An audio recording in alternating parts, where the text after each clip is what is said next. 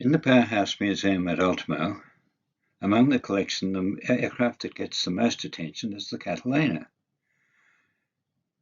This isn't entirely valid because the Blériot 11 of Maurice Gillaux is at least as important, as I hope I'll convince you. It's a long story, so let's get busy. The designer of the Blériot was Louis Blériot, who made a fortune towards the end of the 1800s by making headlights and other specialist lighting like stage lighting and so on. About the turn of the century, he got interested in flying and soon began to try to make a working machine. The Blériot 1 and the Blériot 2 didn't fly. The Blériot 3 and the Blériot 4 didn't fly, even despite this propaganda postcard. The Blériot 5, interesting in the light of later developments, was a pusher monoplane with the wing and the propeller at the back of the aircraft. Actually flew 6 meters on the 5th of April 1907, but in a later flight it was destroyed on landing. The Blériot 8 had 2 new innovations. The first was that the undercarriage had springing in it. They had sort of rubber bands absorbing the shock, so that when the aircraft ran over rough ground or landed roughly, it was less likely to break up. And also it was one of the first aircraft to have what's now the standard aircraft control system of joystick and rudder bar. The idea is that if you want to climb, you have a joystick and you pull it back. You push it forward to go down. If you want to turn, you push it sideways and press the rudder and you turn around a corner. It's very simple. Blériot was one of the very first to introduce it. One of his rivals, Hubert Latham, in 1909 was still using this very complicated mechanism. The joystick is very intuitive. The Blériot 11 was the first really successful aircraft. And here we see the oldest aircraft in the world flying in England is the Blériot 11.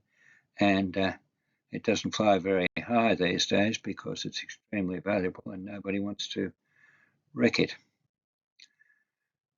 Just before I go on, I just want to underline the problems of flying in 1909. As you can see, you're sitting behind the propeller, so you're copying the blast from the propeller. And that's aggravated by the fact that the exhaust gases come straight out of the engine over you as well.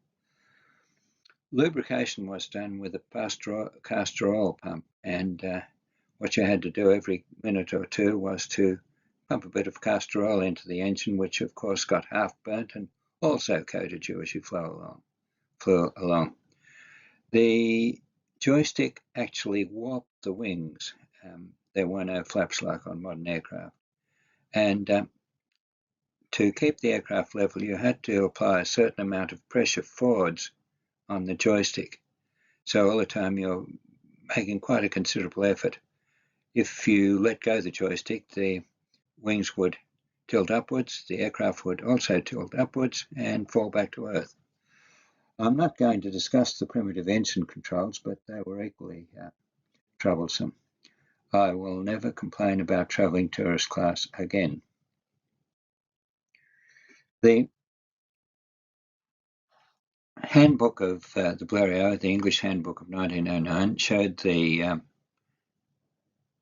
suspension and also made the comment the pilot's seat is comfortably located in a small cockpit. Might be comfortable, but anyway, let's proceed. At the time that the Blériot 11 was being built, things were pretty grim for Louis Blériot. He'd spent all his money. He'd spent all his wife's money. He'd spent all the money he could borrow, and at last he had something which did work. This takeoff form is wrongly labelled in the archives, I think, but it does give you an idea of how the aeroplane actually flew.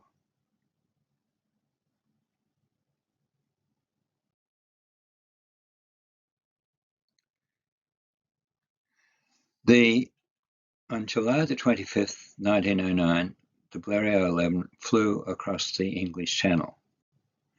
It's only 37 kilometres, but if I had to tell the story of the 4 or 5 near disasters which occurred on this flight, it would take too long. So basically all we need to know is that he did arrive safely in Dover. And this created an absolute sensation because for the first time, aircraft were seen to have a use beyond being a circus stunt at displays. Suddenly people realised that the aircraft had enormous potential. The English went crazy about Blériot. They gave him a civic reception and drove him through London, as you can see here, coming through Trafalgar Square, and the huge crowds which cheered him on his way. The French sent a destroyer to bring him and his aircraft back to Paris, and the celebrations there were absolutely enormous.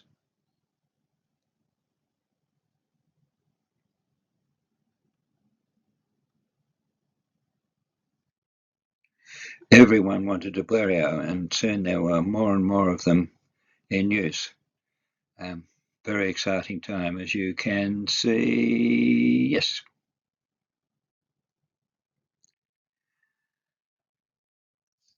Now for something slightly different. Something quite amazing happened in the field of aircraft design and engineering in 1909 as well. Gustave Eiffel, I'll use the English pronunciation Eiffel from now on, the builder of the tower, established an aerodynamic laboratory near the base of the tower, the principal feature of which was a very large wind tunnel. So you could take your model aircraft, and particularly your wing sections, and subject them to wind and work out various measurements which would enable you to do all sorts of clever things, like if you wanted an aircraft which would carry a heavy load, they would design you the best possible wing for this purpose.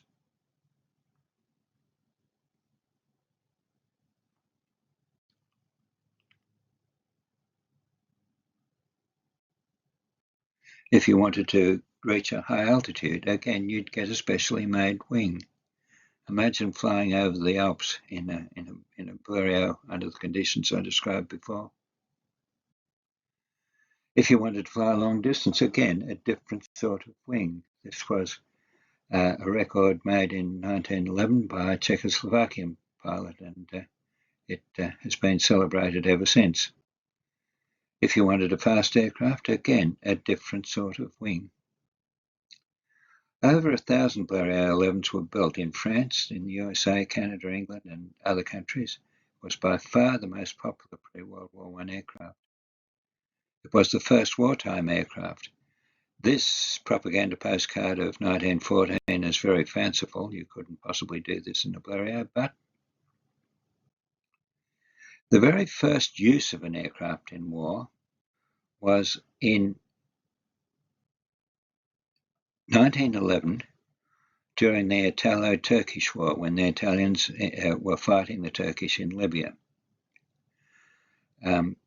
The rear passenger seat was fitted with a machine gun, and 25-kilogram bombs could be thrown over the side of the aeroplane. Actually, they were modified artillery shells. At the outbreak of World War I, France had a large group of Blériots. England had a few. Their first mission over the lines was flown in a Blériot. Italy had 6 squadrons of Blériots. The Russians, the Serbians, and the Belgians had Blériots, and even the Austrians, who were enemy.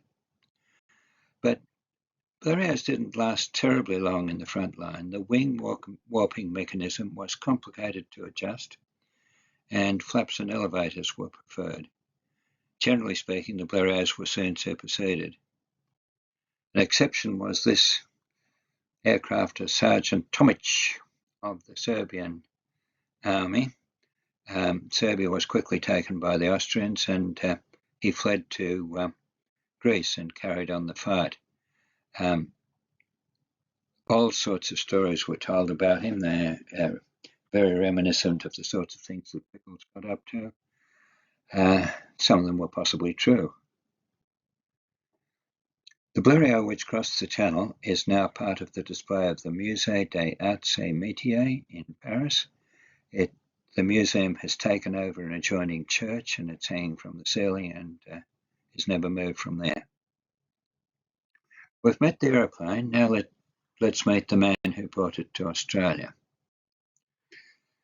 Maurice Gillaux married young. His son was born shortly after. He worked in the auto industry and in 1912 learned to fly. It was immediately found that he was a prodigious talent and a very good mechanic as well. He became the chief pilot for Clement Bayard, and he is particularly popular with display organisers because he could fly in almost any weather. At this time, the Starry Aviators had real crowd appeal. Think Taylor Swift. Maurice here on the right is one of 3 or 4 or 5, 6 people whose exploits were known all over the world. For example, in Australia, a year before he even decided to come to Australia, there were articles about his feats. And the same applies to the others. In September 2013, he decided to change his career and instead of flying in France, go on a world tour. Lucien Maistre was the son of the former French consul in Sydney, and Jacques Raposo was a brilliant mechanic. I don't know about anything about de Kock. But anyway, the aircraft that they chose to take was the latest Blériot, made popular by Auguste Pégode, and its forte was doing aerobatics that has never been seen before anywhere.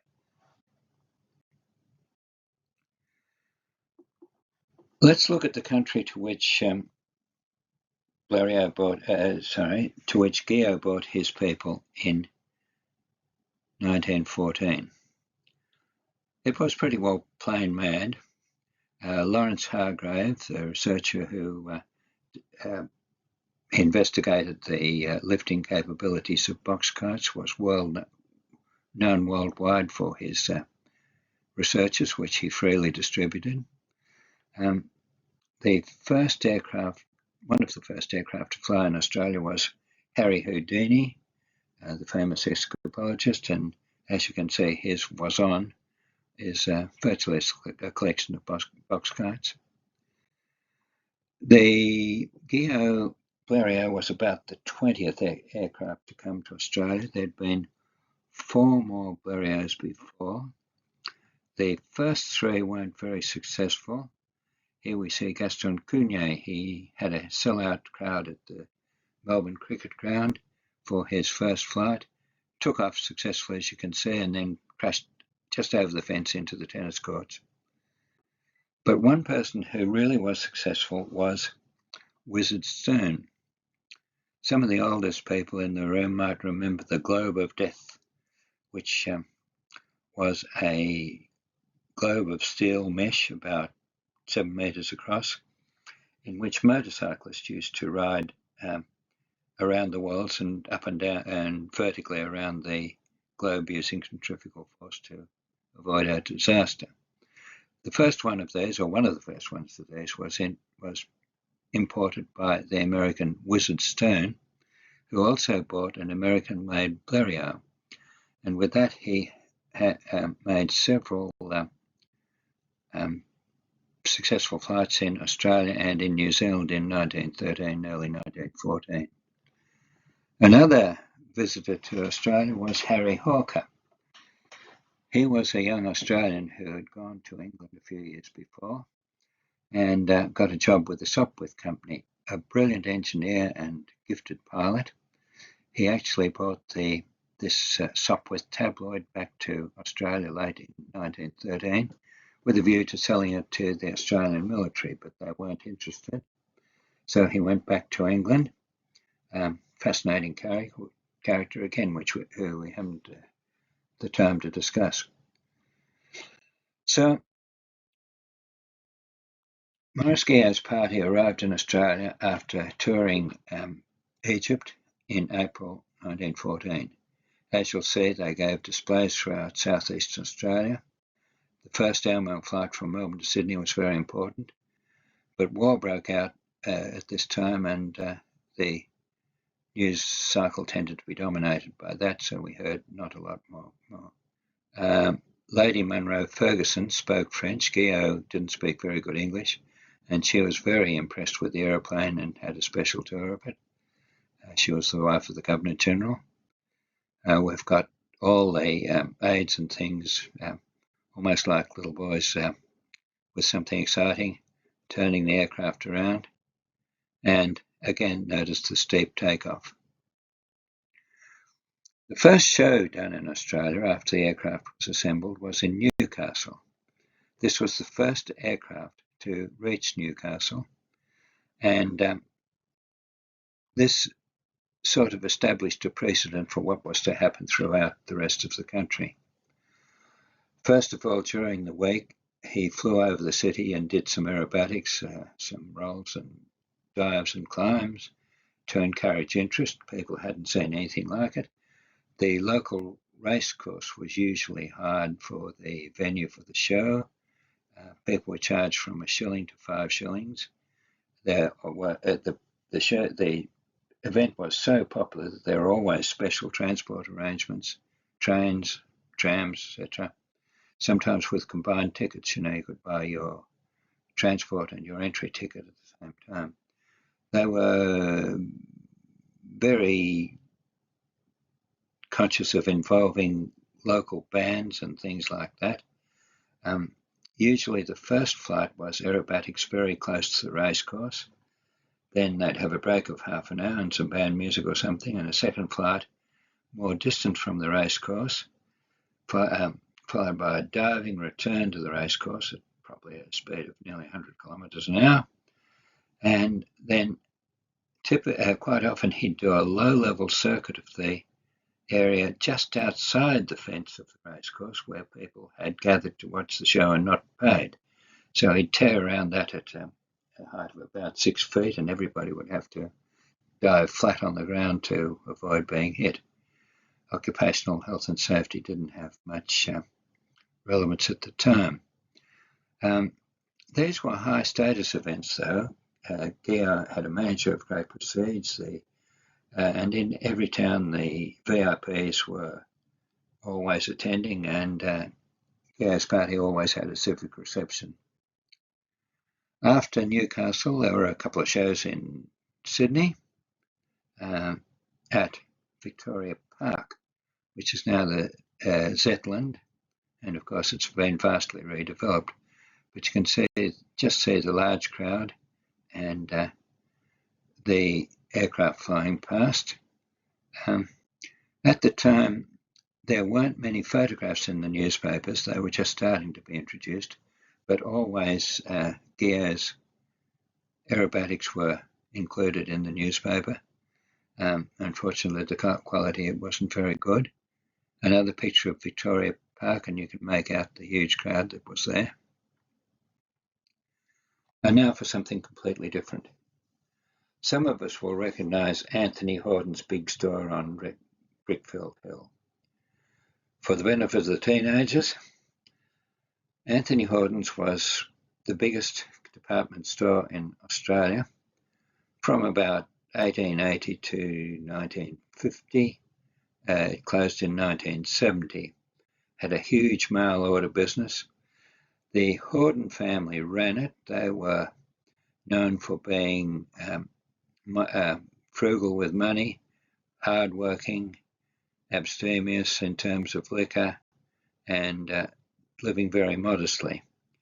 But the son and heir of the time in 1914 was Levius Horton. He didn't like working in the shop much, but he was pretty good at spending money. Here's his country cottage at Barrel, which is still standing. It was the headquarters of a very wealthy and endowed cattle stud. He had a similar house in the middle of King's Cross called Hopewood House. He owned the biggest yacht in Sydney Harbour, the biggest cabin cruiser. He had the fastest racehorses, the fastest cars, and he also bought an aeroplane, a hydro avian, as they called it, a seaplane, a farming seaplane. And very wisely, he hired Gillaux and his crew to assemble it and to make sure that it worked. And on its first flight, it worked beautifully, flying from Double Bay. He took up, of course, Levius Horden, the second flight, and then various civic leaders, military people, and also Louise Carbas. As you can see, she's a bit of a star. After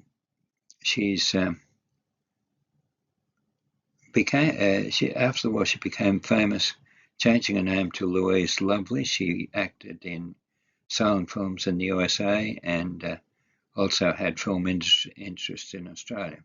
Interesting character. Some of us will remember the newspaper Truth, and it, for the benefit of the others, its main stories were salacious stories about bad doing, and of course they had great delight in writing a story about the fact that Bessie Harrigan travelled around Australia with Maurice Gillaux, tut-tutted it most enormously while adding the most salacious detail. In Ballarat, he took one Jetta Tivy, another glamour puss, on a flight, and there were others. When I was researching this project, on the back of the Herald on a Saturday, there was a place where you could ask for information on historical matters. So I wrote off to see what I could get, and I got 3 people who emailed me back describing their mother's infatuation with, their grandmother's infatuation with Gillaux. Just to finish it off, the farm and seaplane was donated to Point Cook for military training. It was actually the first aircraft to leave Australia to go to war. When Australia was taking over the German colonies, the aircraft was taken on board a ship in case it was needed. It wasn't, and it was actually destroyed in 1916. The people in Melbourne got to hear about what was happening in Sydney, and Gillaux's party was guaranteed $1,000 to take a trip to Sydney, to Melbourne, which they did via Wagga and Albury. The show was much the same as at Newcastle. A couple of extra things. A guy called Mr. Curl, we don't know a lot about him, had a movie camera, and he would make films of the towns and Gillaux's performances and send them off to Sydney.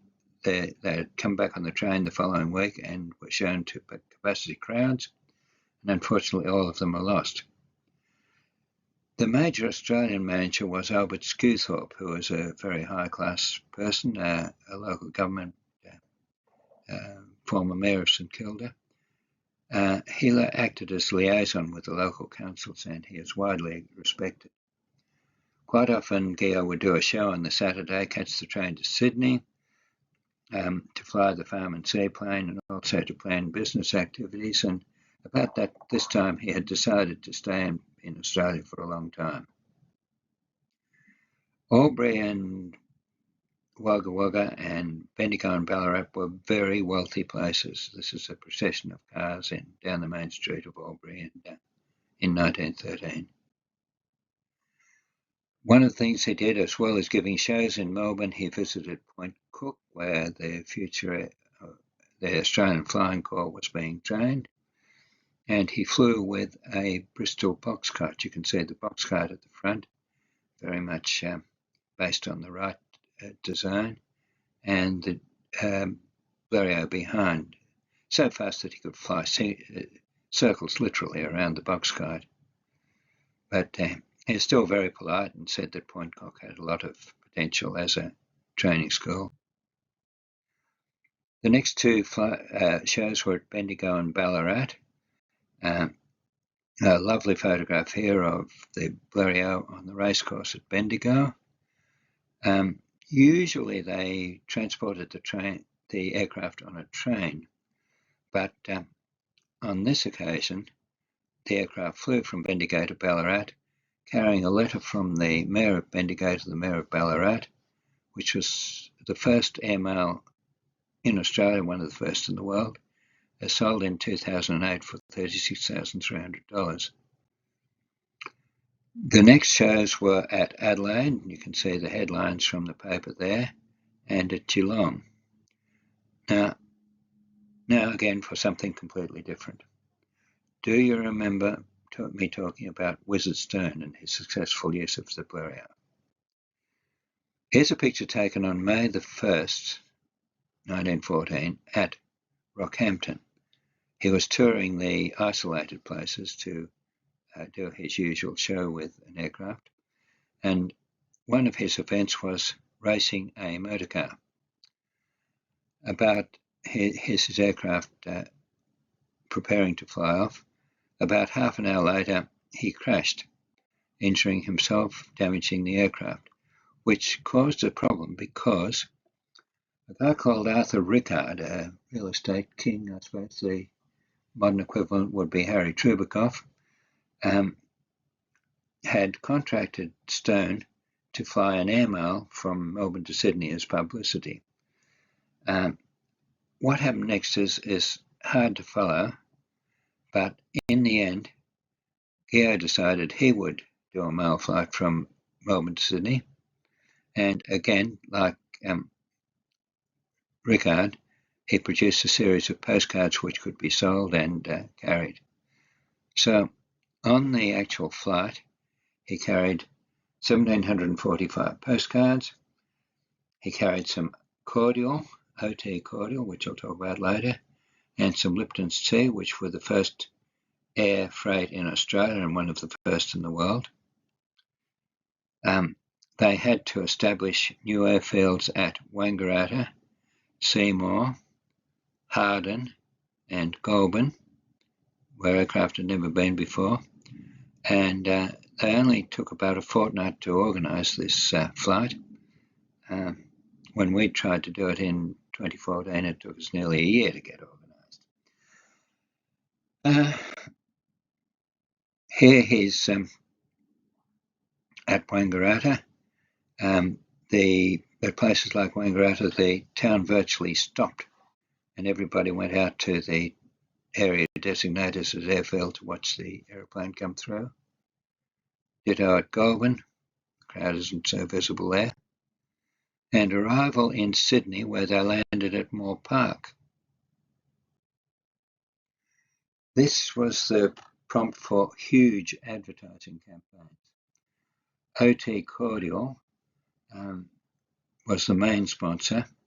Their main product was a chili cordial. This was the time when temperance movement was quite strong, and it was sort of the Claytons at the time, the drink that you had when you weren't having an alcoholic drink.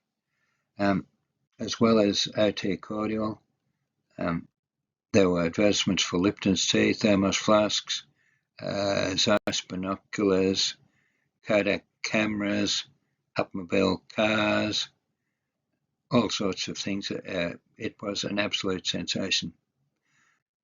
Not only in Australia. The word spread by telegraph cable all over the world, and for a day or two it was front page news. Now, this is something quite amazing. What you can see here is a Dalton Burslem whiskey decanter made by the Dewar's Whiskey Company. They made about 150 of them over the first 20 or so years of the 1900s. And of all those, there are only two that deal with contemporary events. The typical things portrayed on them were, the escape of Bonnie Prince Charlie, or that famous painting of the deer called Monarch of the Glen, and so on. And this was the only one that showed a scene outside Australia. So it just goes to show you how the flight from Melbourne to Sydney made a huge impression. But as I said, all this happened about the time that the war was breaking out. So the news was all about that, and Gillaux tended to be forgotten. A show over Ascot, which is now part of Mascot. This would be the same event at which he crashed, which we saw in the movie. And the last display at Bathurst, so you can see how much of the country he covered. In Bathurst, there was a display of mock bombing to show the people the use of the aircraft in war. Gillaux and an attendant sailed for France on the first Australian troop convoy to Europe. He left the ship at Marseille, and he is reported in Australian papers as flying reconnaissance missions and then working for test pilot for marine aircraft. And that is definitely, his activities are definitely well recorded. Why I'm mentioning it is because Norman Ellison was a famous reporter and historian. He wrote a book called Flying Matilda. He says that Gillaux was an instructor for the Australian No. 5 Squadron at Shawbury, Shropshire. They received a new aircraft with a more powerful engine. He bet the English people who were sharing the airport that he could take off and fly with 6 people on the Farman aircraft with a more powerful engine. He had 1 person in the second cockpit and 2 people held on to struts on each wing. So he took off, flew up to 1,000 feet and won the bet. Absolutely amazing, isn't it? Only one problem. It could not possibly have happened. Despite all the detail that's there, it just couldn't have happened because 5 Squadron didn't appear until at least June of 2017, and Gillaux had been killed in a plane crash in March. Strange. This is even stranger. The Melbourne Punch printed this story, which was taken up by about 80 papers throughout Australia. It said that he'd been shot as a German spy, that he'd been flying over the lines and giving information to the Germans and all sorts of things. It's got a lot of detail in it, looks very convincing, but again, it can't possibly be true. 3 reasons. 1, we know what he is doing from the records of his flying for the Marine Company. 2, the story is absolutely ridiculous. It couldn't happen like that. Canberra historian Bill Worley has analysed it and pointed out the absurdities. 3, again, he'd been dead for 8 months when the story appeared. His funeral is very well attested. The mourners were led by his father and his son Bernard. The attendees were just about a who's who of the French aircraft industry, including famous pilots, military people, and owners of aircraft companies. A picture of Maurice with his son Bernard in the back of a Marine. Bernard and his son Marcel also worked in the aircraft industry, and Marcel is about my age and still alive in Montois in France, where incidentally, because of the centenary celebration, they've named a new street after Gillaux. He had a huge effect on the way people thought about aircraft in Australia.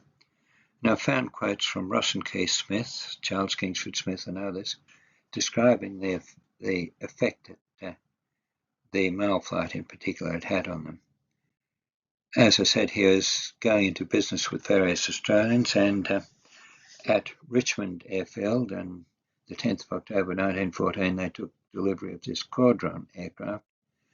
It was to be flown by a guy called Jean-Claude Marjuel, whom Gillaux had taught to fly, and was the start of a commercial operation. But of course, when the war developed, the owners donated it to the government, and again it was wrecked during the war.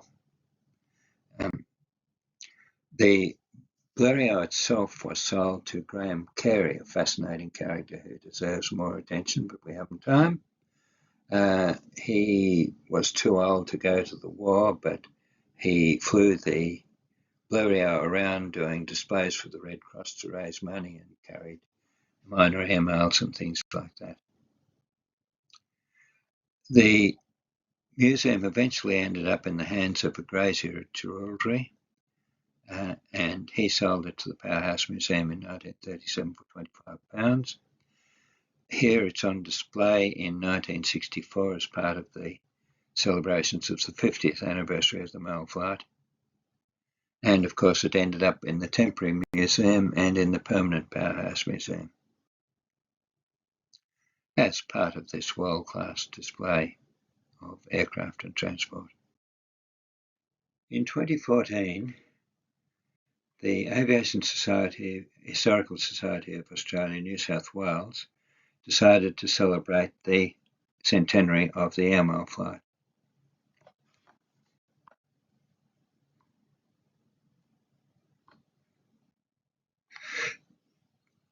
Very quickly, Jabiru Aircraft heard of our plans and offered to supply us with a reenactment aircraft. Jabiru is a Queensland firm based in Bundaberg. The Jabiru aircraft is one of the leading ultralight aircraft in the world.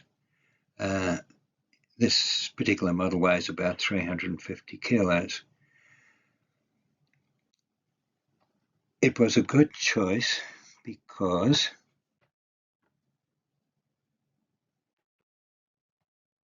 it was rather similar to the Blériot in philosophy and in design.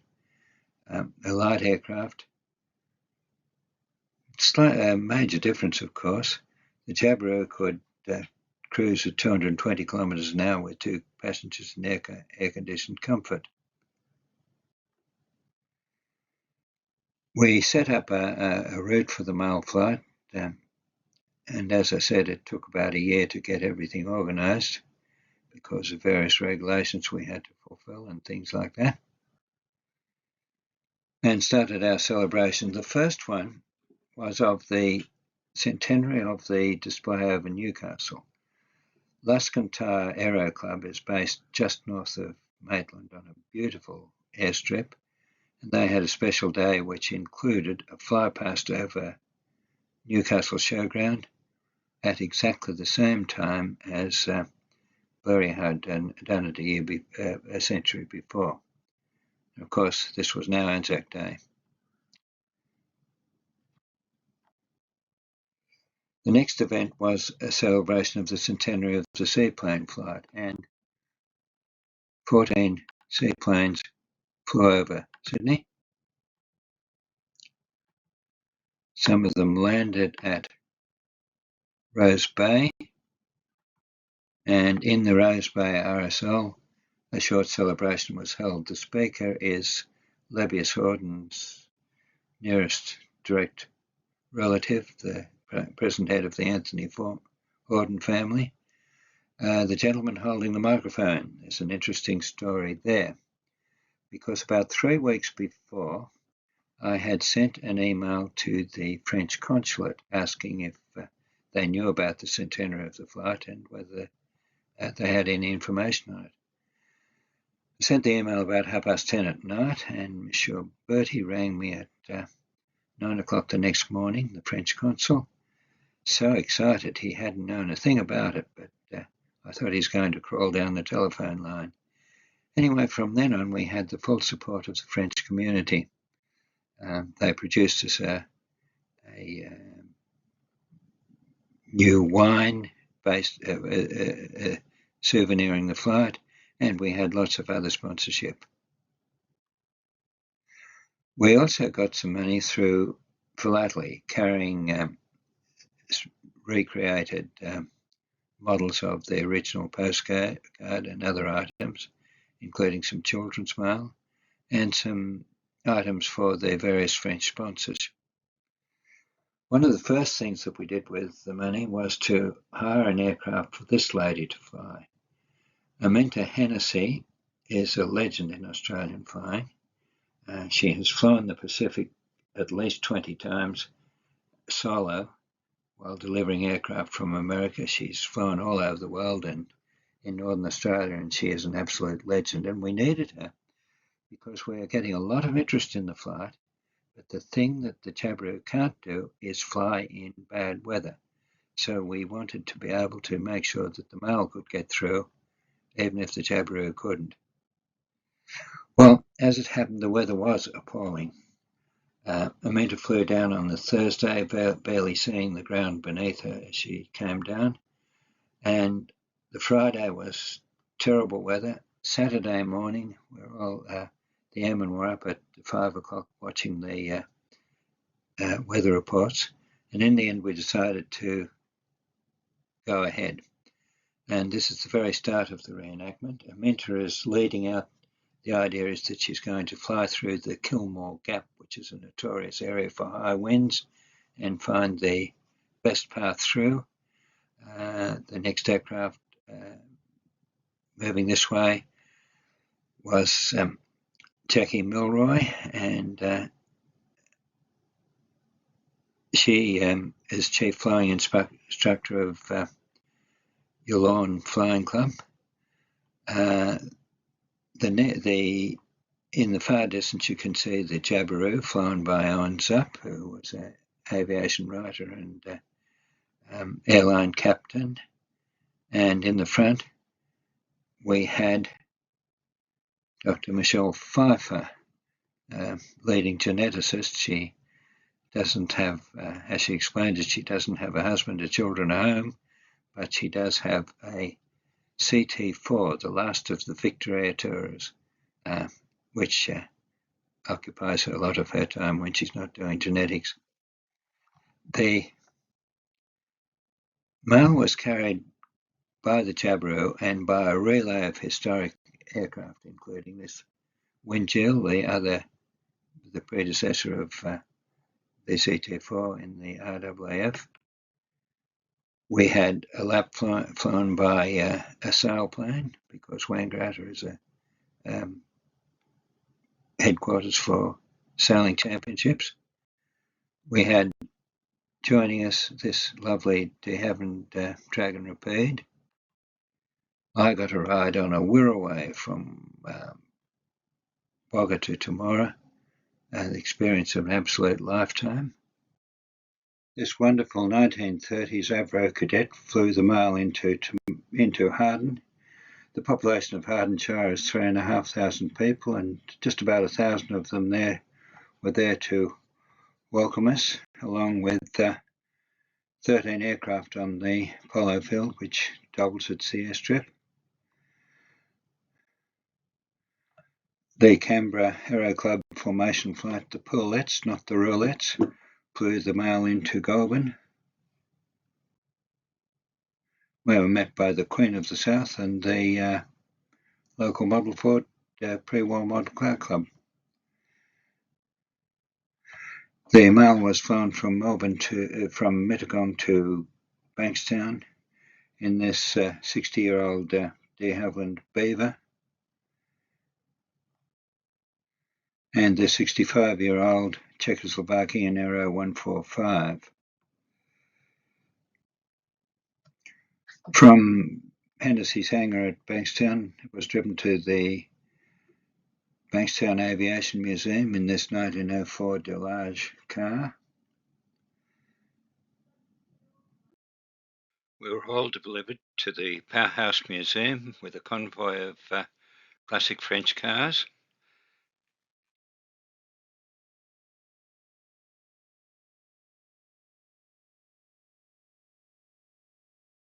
And then we took the mail into the Powerhouse Museum, where the Bastille Day celebrations were being held, escorted, of course, by the Republican Guard. was a marvellous night, the largest Bastille Day celebration for many, many years, and of course made more wonderful by the arrival of the mail and the presence of Blériot hanging above us. 5 months later, the government announced that they were going to pull down the museum and use the site for urban renewal, in other words, skyscrapers. This created a huge uproar, and for the last 9 years, the battle has been fought to preserve the museum. The worst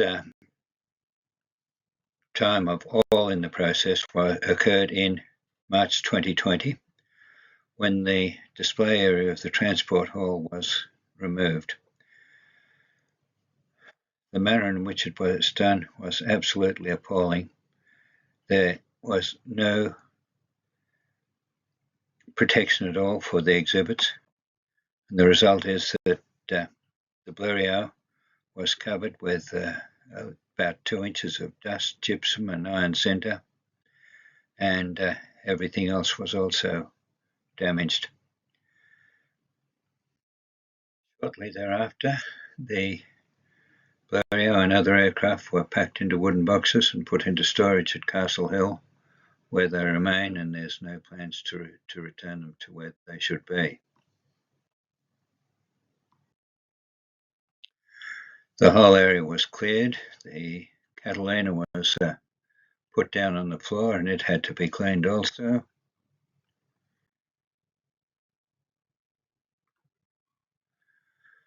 And the area is now used for dance raves like this one, which was seen a few months ago.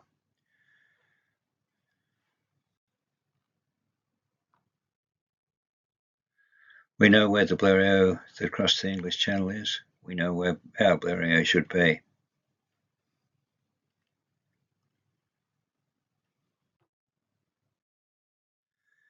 I'm going to read this next section because it sums up what I've been talking about for the last half an hour. Louis Blériot's design work is a triumph of persistence, an example of the way individual effort can make a big difference. The Blériot 11 made history and changed the way the world looked at aircraft. Suddenly they were more than the circus stunt. It was part of a period of amazing scientific development that is the foundation of modern aeronautical engineering. The Blériot also pioneered the use of aircraft in warfare. Maurice Gillaux's tour in Australia built on the enthusiasm that the pioneers had established.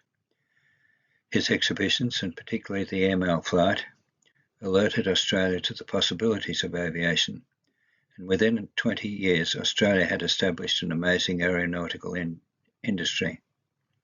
I just mentioned here that within 20 years Australia had the Flying Doctor scheme, controlled bipedal radio and servicing the remote areas of Queensland.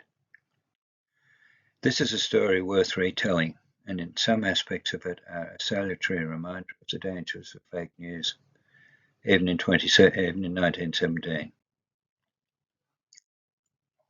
It's the considered opinion of the vast majority of stakeholders that the Blériot should be returned to a revitalised powerhouse museum so that it can again be part of Australia's major museum of the applied arts and sciences. These treasures are a reminder of the initiatives of the past, which become encouragement for present and future action. This has been a long session. I thank you for your patience. I thank you for listening. And I'd be delighted to talk further with you.